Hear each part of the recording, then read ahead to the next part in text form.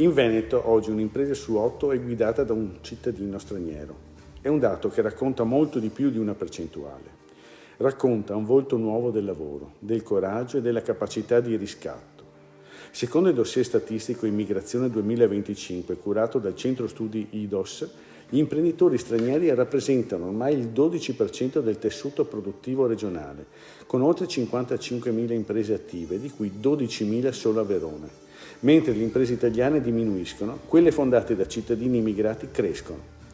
Non è un fenomeno marginale, ma strutturale.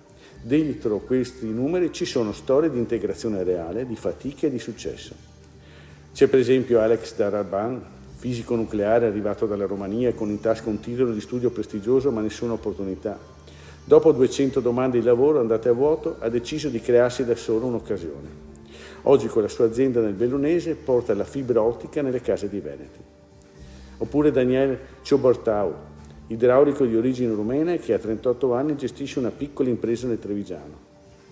Lavora sodo, forma giovani, ma denuncia una realtà paradossale. Nessuno vuole più fare il mestiere degli artigiani, proprio mentre mancano i lavori qualificati. Queste storie dimostrano che l'immigrazione non è soltanto bisogno di accoglienza, ma anche risorsa economica, produttiva e sociale. Gli stranieri non rubano lavoro, lo creano. Lo fanno spesso partendo dal basso, in settori dove la manodopera italiana scarseggia, ma anche in ambiti ad alta competenza, come la tecnologia o i servizi. Eppure, di fronte a questa vitalità, la politica resta lenta. Il Veneto ha appena 821 posti nei progetti SAI, troppo pochi per una regione che ospita oltre 500.000 di cittadini stranieri. Le imprese fondate da immigrati spesso incontrano barriere burocratiche, accesso difficile al credito e poca valorizzazione delle competenze. Serve quindi una svolta culturale e amministrativa.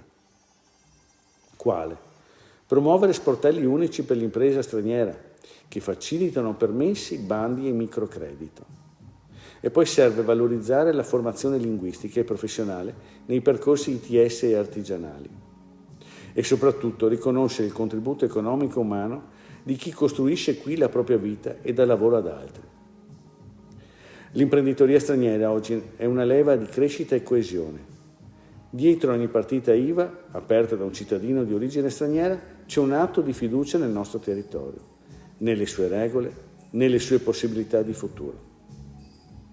Il Veneto, che sa accogliere e integrare, che trasforma la diversità in forza produttiva, è un Veneto più moderno, più giusto e più competitivo. Non un Veneto che teme il cambiamento, ma che lo guida.